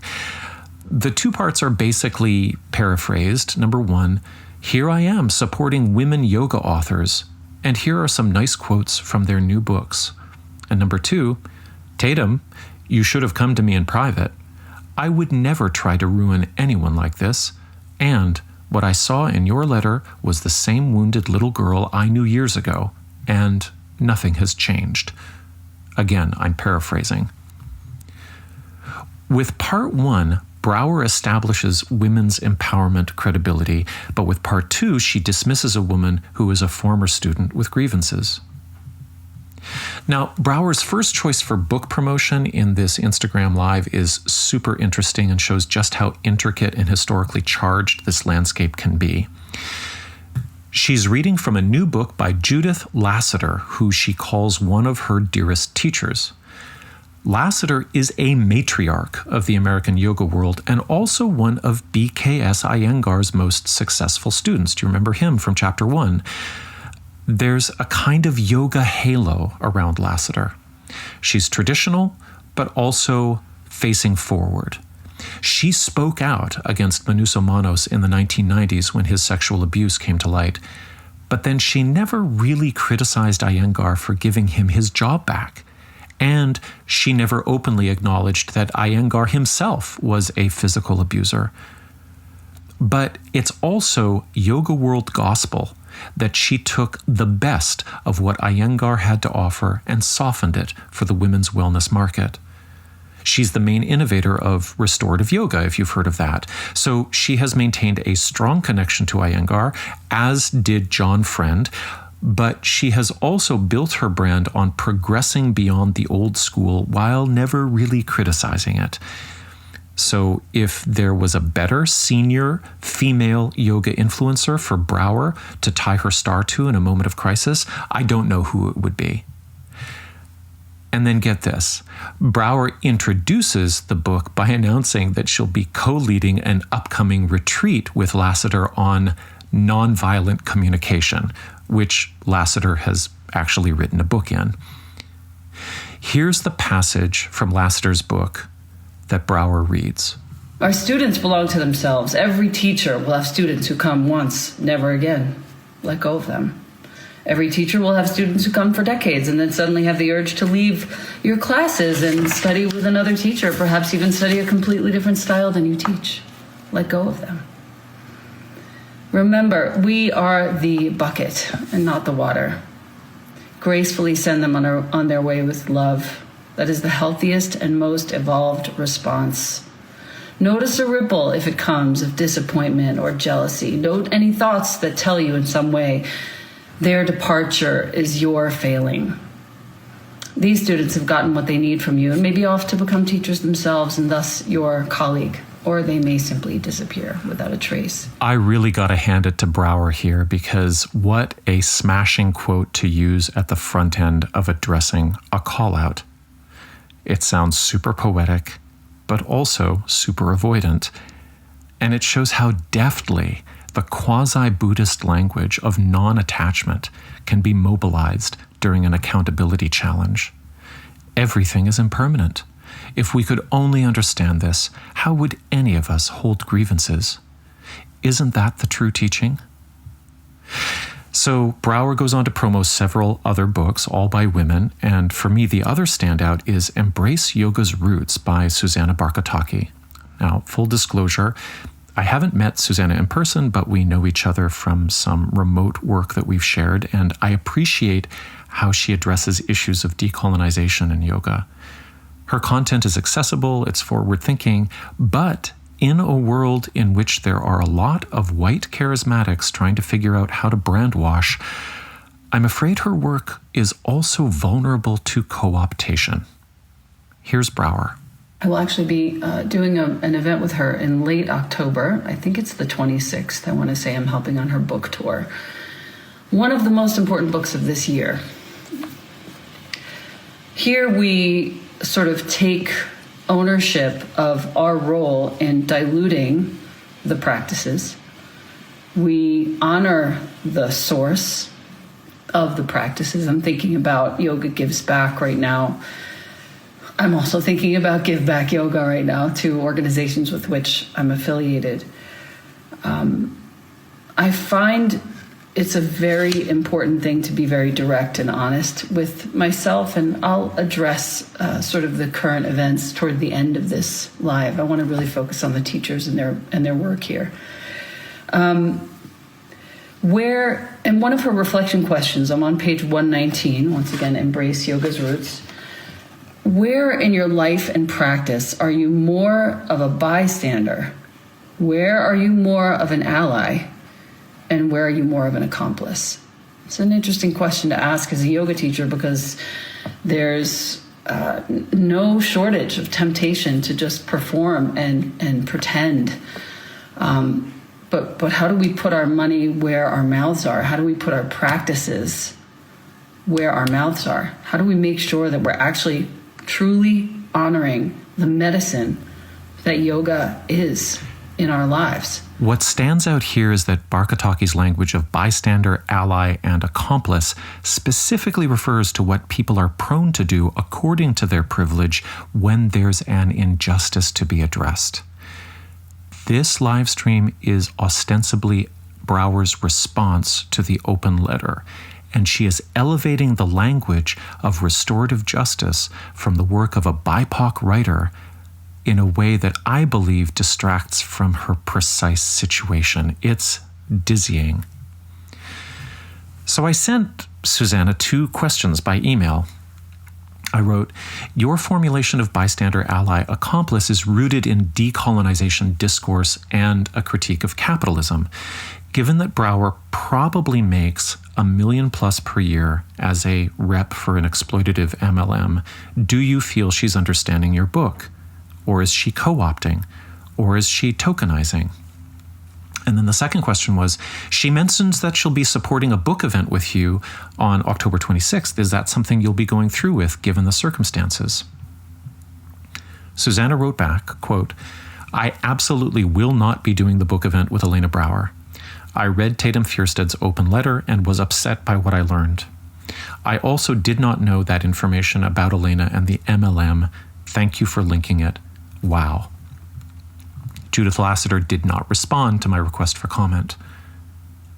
So that Instagram Live closes out with Brower addressing, quote, "the elephant in the room to the people who accuse me of all sorts of fascinating things, projections, even abuses." I'll just bullet point what Brower says. She says she was always open for feedback and resolution, and that Tatum should have come to her directly. She claims that she hasn't read the letter because she is blocked, but then the letter is on Medium. But then she later comments negatively on how the letter was written and that she's not surprised given who it came from. She says that given all the points the letter made, quote, "I cannot consciously say that anything is different now. What I saw then in the sadness and in the questions was someone I desperately wanted to help, tried with every bone in my body and couldn't. Anytime I really reached out to help, anytime I did what someone else did for me to help me get sober or get clear, I was met with resistance, and now I'm being called an abuser."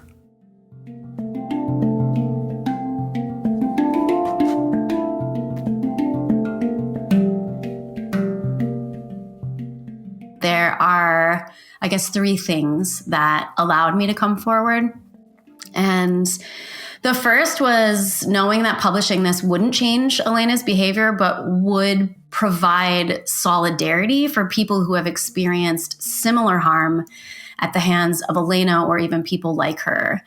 And that's a solidarity that I know that I've craved for the last 5 years. So I imagine that other folks were also looking for that sort of connection. And I wanted to open the door to that. That's Tatum Fjerstad. I'll close out this report with some reflections from her. Secondly, I've been learning a lot about how white cisgender women are the gatekeepers of the patriarchy and how we protect it to serve our own best interests. And I really want to stop doing that. And after trying multiple times to say something to Elena privately, I felt like by not saying anything publicly, I was continuing to protect and enable another harm-causing white woman. And I didn't want to do that anymore. And finally, I've needed a lot of therapy to get to this place. Telling the truth with clear boundaries and a clear goal, as I stated in the letter, was not something I could do before I understood why I was attracted to someone like her. Why did I stay in that relationship as long as I did? And why even years later, when her name gets mentioned, why do I have this visceral negative response? And thanks to my licensed therapists, I have a lot of clarity and self-compassion and tenderness towards the woman I was and how I ended up in that situation. And I feel like I'm able to clearly articulate that in the letter, and I'm proud of what I did. I wanted to circle back to Tatum's second reason for publishing her letter. She talked about how white women were gatekeepers of the patriarchy, and I wanted to know, with the yoga industry now led and consumed by 80% women, and with coaching outfits like Handel that are founded and primarily led by women, how did she understand patriarchy as being a driving force? She explained that it wasn't about gender, but domination, about hierarchies of power and leaders not being accountable or interested in sharing power, and that when women engage in these old dynamics, it's just more of the same. And she said that this was something familiar to her from the past. I learned firsthand that it's a lot like the fundamentalist Baptist church I went to as a child. The framework of the MLM, the life coaching sort of shame-based leadership that exists within those, it's the same. And that's why I was drawn to it. I mean, I thought I was doing something else when I first found these things, because it was yoga, because it was all masked with this, like, we are all one stuff that needs to be talked about more. And I had this sense of, you're either fully in, or in Elena's case, you're pretending that you are and lying about it for the benefits of her posting about your work, or you're an outcast. It feels like middle school. In order to be a part of the cool girl group, I have to betray myself, my intuition. I have to give up my lunch money and pretend that things like science, confirmation bias, and late-stage capitalism aren't real. At the top of the episode, I offered the opinion that the main subject here really wasn't Elena Brower or crappy pseudo-business relationships. Brower didn't create the charisma-based yoga industry that she excelled in. She didn't dream up Handel Coaching or distill doTERRA oils. She doesn't make the little bottles or the labels. And she may not to this day see anything wrong with these economies, especially if she feels her intentions are good.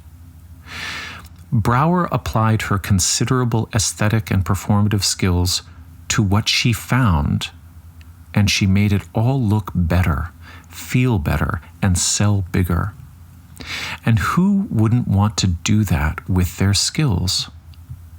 And really, in a boundaryless, sleepless world of quickly fragmenting relationships, a decline in institutional credibility, and an explosion of seemingly endless alternative possibilities, is it that surprising that a confident person would come to believe that they had special insights into psychology and spirituality, or that they could solve a stranger's problems in 6 months, or even a Zoom call?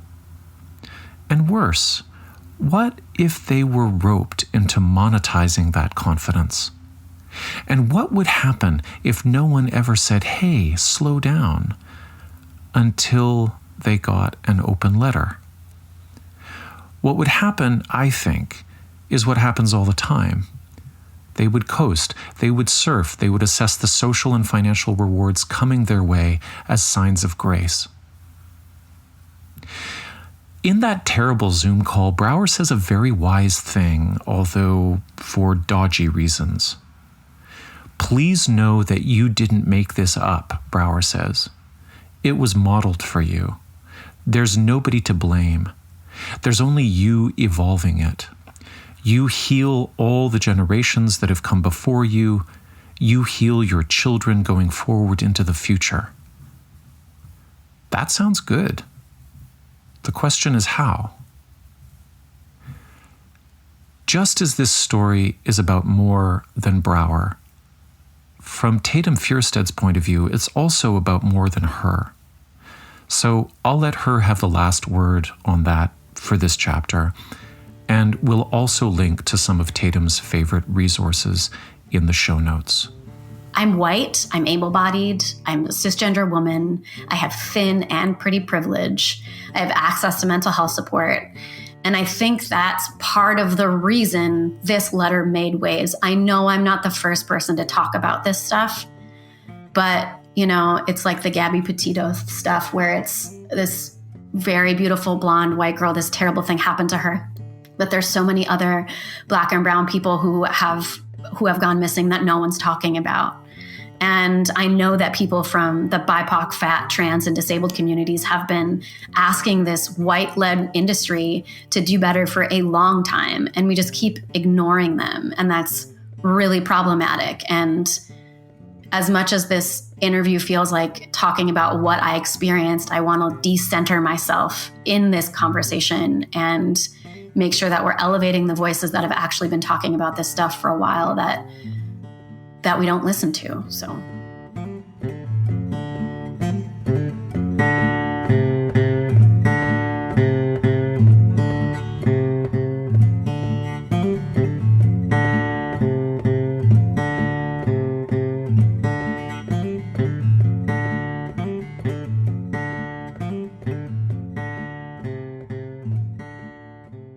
So I'd really like to thank Tatum Fjerstad and Liz Fullen and Dr. Natalia Petrzela for their interviews, and also to all of the sources who talked to me for this reporting. Derek, Julian, thoughts? What did you come away with? Well, it's a huge topic, and I want to just say good work, Matthew. You know, for this week, I've been learning more about MLMs, and I've shared a little bit about that on social media and the intersection with wellness. When you've got this intersection between charismatic influence via yoga and then amplified by social media outreach in these times, then colliding with the abundant script of boss babe coaching culture that links self-worth and empowerment to entrepreneurial wealth. And that's all via the aspirational pseudoscience of these snake oil lifestyle products presented within the exploitive structure of multi-level marketing, where every customer becomes a sales drone who's told to believe they can become the queen by in turn making new drones out of friends and family usually. It's so complicated, but it's also kind of seamless in terms of the themes that we track on this podcast.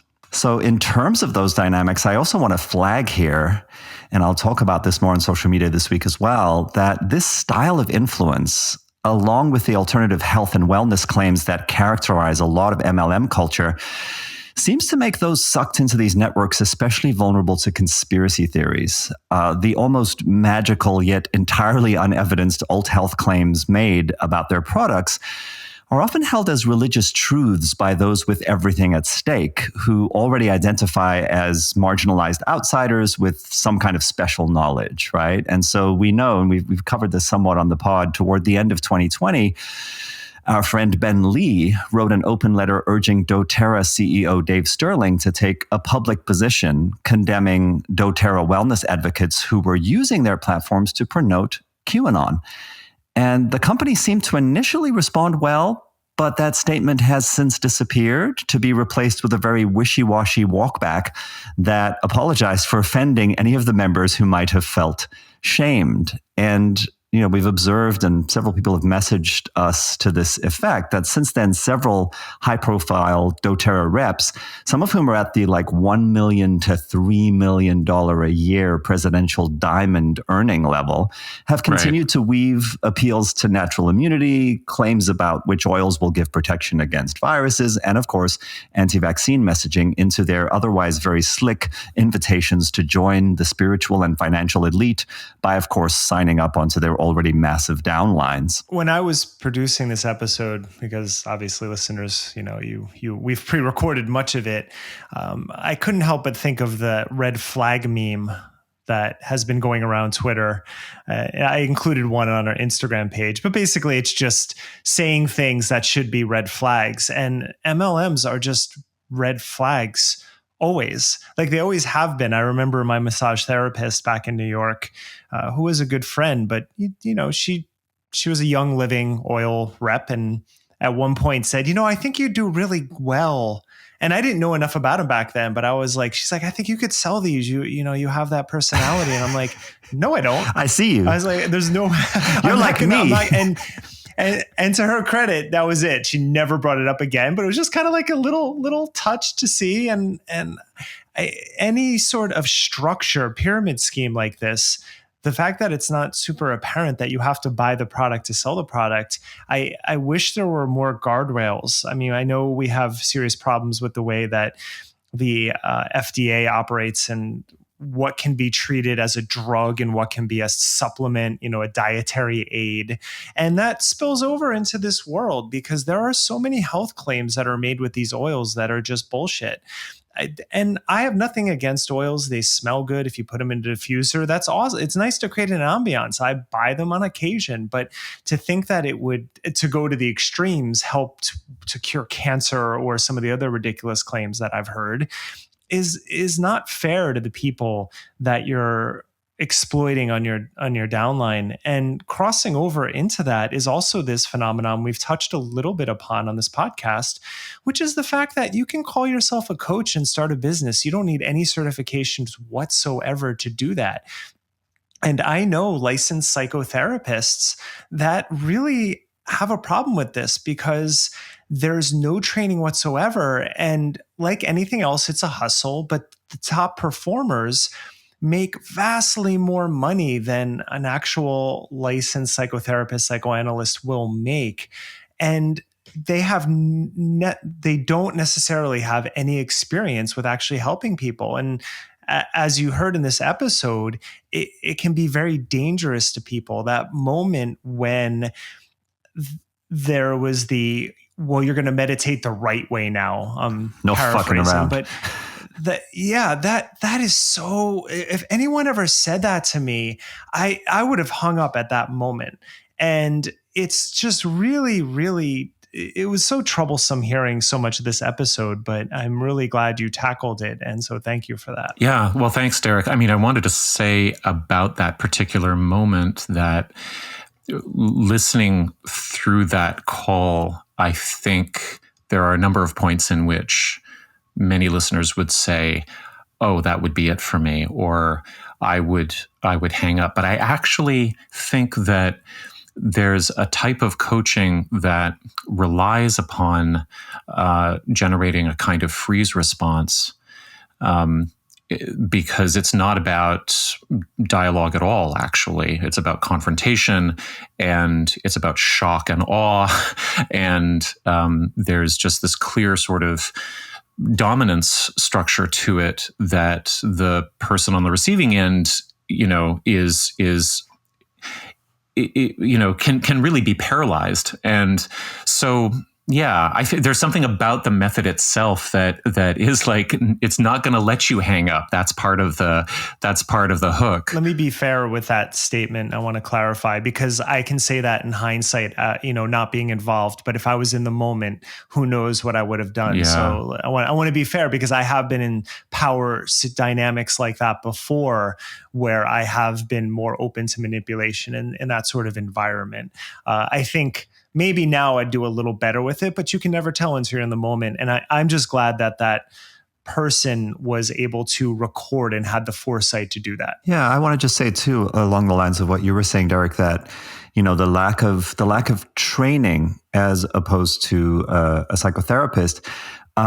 Actually, they've had lots and lots of training, and I know there are plenty of coaches operating in good faith who are nice people and try to be ethical, but a lot of the coaching programs that I've looked over and that I've heard about, there's plenty of training in how to sell and how to enroll people and how to do almost like that cold reading, this kind of form of psychological cold reading, where you almost have scripted responses to objections and to attempts to take the process elsewhere, or to say, actually, no, this is not what I want, right? Well, that's very valid point there, because I do know that some coaches have taken training. I was just trying to make the point that you don't actually have to. You can just start a coaching service and go and try to sell yourself without anything. Now, having those certificates adds some shine to it, some authenticity that you can then show to clients saying you've done it, but it's not actually a requirement. I mean, my tendency here in closing is always going to be to come back around to the underlying philosophical positions that manifest this reality, so to speak. I mean, I feel like the yoga and wellness space over time has more and more become characterized by these soundbite shortcuts, that are based more on exploiting people's needs and fears than any actual contemplative inquiry camaraderie that holds our humanity with a kind of compassion and respect for the difficulty of, what really goes on in many people's inner worlds. And this dovetails perfectly with the persuasive sales psychology that has evolved along with the internet into ever more virulent strains. The sound bites will say things like, you create your own reality, instead of something more complex, like we're each shaped within a context of genetic, familial, social, and political factors. Or stop acting like a victim and you'll be empowered and abundant, just like that, right? Instead of a more compassionate recognition that actually victimization is very real, and it affects us in ways that are difficult and unglamorous to disentangle. Oh, for sure. Yeah. Right? And that real inner work doesn't actually have a direct causal relationship to financial status, right? That you're gonna be wealthy and empowered and beautiful if you do this very quick superficial technique that supposedly clears your energy blocks, right? So because there's a way of using these aspirational promises to keep enrolling people deeper into a sales funnel by always identifying the sense of lack or anxiety in the customer instead of the product, the next step in finally becoming whole and getting everything you want within an alluring community with an all-knowing leader at the top of it's always just a frictionless click away via very well-crafted branding.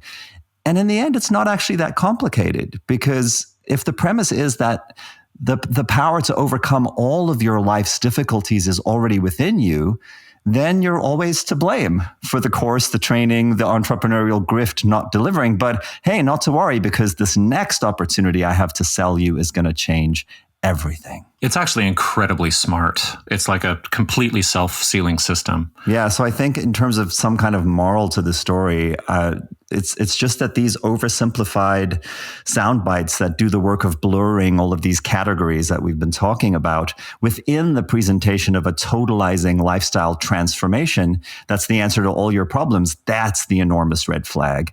And it would be, my wish, my hope that somehow people entering the wellness space would be educated to recognize that red flag right away. But it's an uphill battle, because in a lot of ways, the industry is built on and made lucrative by precisely these manipulative tactics. Well, I want to thank you both for bringing a broad lens to the end here.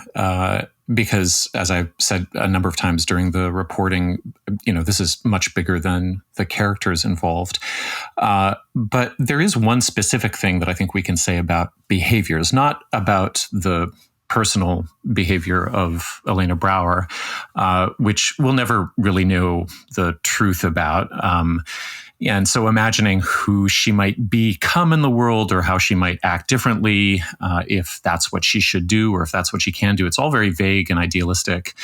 But I do think the one thing that a person in her position can do if she wants to make the world a better place is to stop being an upline overlord for an MLM. This is not something that requires therapy. You don't have to figure out where everything went wrong. You don't have to make amends. In fact, Tatum Fjerstad in her letter is really clear about what she doesn't need, which is she doesn't need an apology or any kind of sort of closure. She wants to describe an experience and make people aware of its possibility. So to turn away from a toxic business structure is not psychologically complex. It's not interpersonally taxing. You might lose some money, but compared, I think, with the soul searching that might really be in store, I think that's a low cost, and it's undeniably the right thing to do. In my research, I found the doTERRA policy manual, and I read through it, and I found a section called Transfer of Distributorship Position, because I was wondering, what's the exit plan here? How do people get out of this? What happens when they die?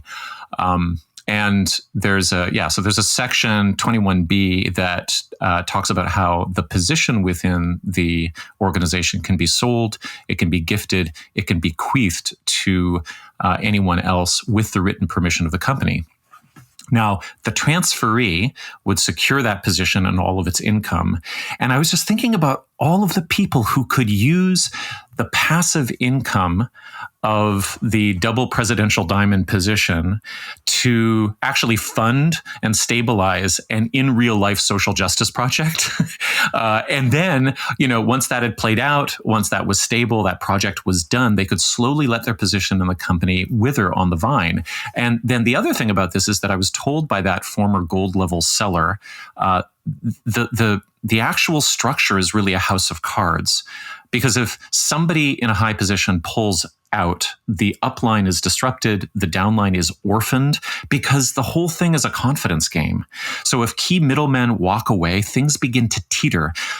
If you let your account go inactive, the passive income keeps flowing for a while, but the house of cards above you will collapse.